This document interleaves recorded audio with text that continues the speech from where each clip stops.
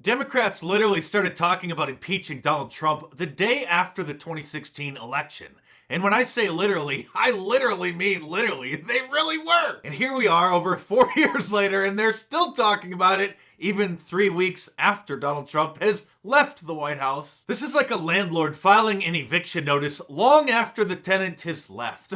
Why bother? The Babylon Bee summed it up best by saying the Capitol building to be decorated as a giant circus tent for the duration of the impeachment hearings. In fact, impeaching Donald Trump after he's already left the White House makes about as much sense as the Hollywood Screen Actors Guild banning him from the union after he's already left, which is exactly what they did. He recently made some headlines for quitting the union since obviously he wants nothing to do with Hollywood anymore, and he's been a member of SAG for decades because of all those bit parts that he had in the 1980s and the 90s, and so he just decided why bother anymore and, save himself $200 a year as well. And so the Screen Actors Guild got upset and then they voted to ban him from ever joining again. So those are all the headlines now. Screen Actors Guild bans Trump from rejoining union, as if he would ever want to do that. But that's how the media works, as you know, everything is upside down and backwards. He tells them he doesn't want to have anything to do with them. The media twists it around to make it seem as if they're the ones who kicked him out. In other news, Mark Cuban, the owner of the Dallas Mavericks, the NBA team, has decided that the national anthem is too divisive, so nobody's going to sing it before the NBA games in his stadium.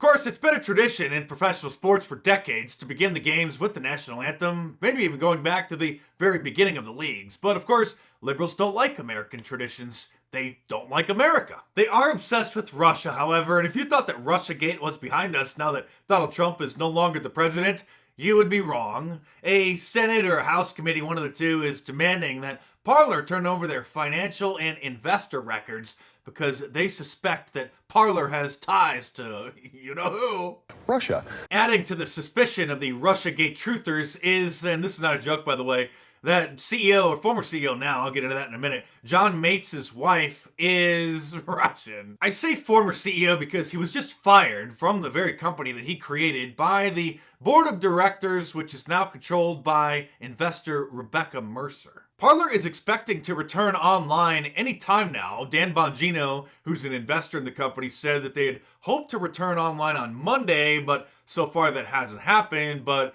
they may return online at any moment, but it's highly unlikely that the app will be allowed to be downloaded for new users in any of the app stores. If they do come back online, it's going to be interesting to see what new moderation policies and rules they have. And if the former CEO, John Mates, would have read this book, Company of One by Paul Jarvis, which I saw recommended by Gab's CEO, Andrew Torba, I think a few years ago, then maybe he wouldn't have been fired from his own company. One point that I found particularly interesting when I first read the book, which I highlighted because I'm a nerd like that, was on page 28 where he says, quote, "The Kauffman Foundation study also illustrated that almost 86% of companies that succeed in the long term did not take VC or venture capital money.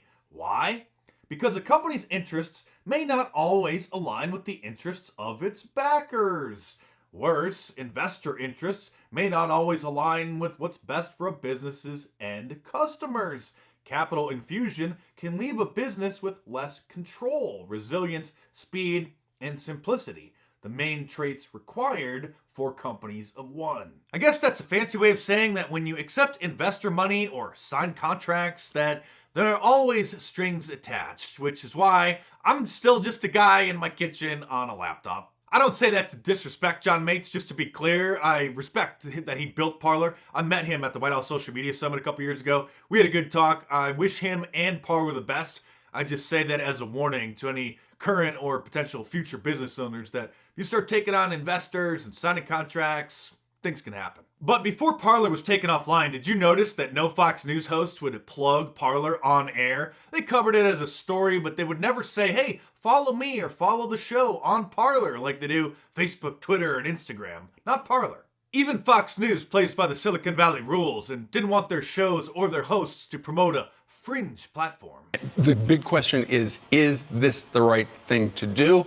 Email us, friends@foxnews.com. We're also on Facebook, and Brian's on Parler, we heard last week. Yeah, I'm going to stay on Parler. Okay. All weekend, people were noticing that. I'm very excited about this new social media aspect. Something else to take, Parler, yes. Parler. What did I say it wrong? Okay. I'm getting yelled at in my ear. Chloe Shimkus never yells at me that I know of. But here, go ahead. Tell us what's happening in the news. I'm so sorry you're getting yelled at. I'll cover for you right now. Okay. That's right, Fox News hosts would get in trouble if they plugged Parler on air. They were technically allowed to have a Parler account, but they certainly couldn't plug it on air like they tell you at the end of every show to follow them on Facebook, Instagram, and Twitter. That's all for us tonight. Be sure to follow me on Facebook, Instagram, and Twitter. Correct me if I'm wrong, but I don't think there's a single Fox News host who has even joined Gab.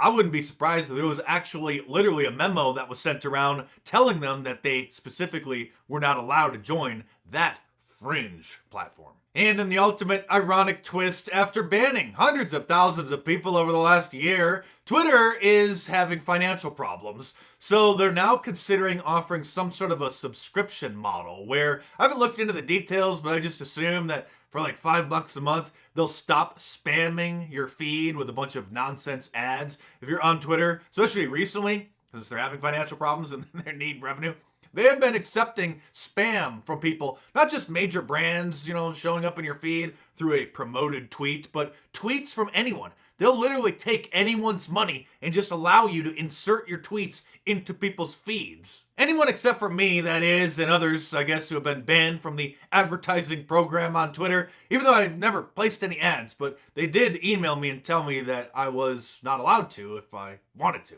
And that's fine. I'll just plug my merch right here, right now. Like my classic Liberalism Find a Care shirt, which is available at markdice.com, and a t-shirt, long sleeve, and a hoodie. Or if that's not your style, of course, you can get my new Trump's America shirt, the classic I Love Global Warming shirt, or any of my awesome designs. So head on over to markdice.com or click the link in the description below and check them out.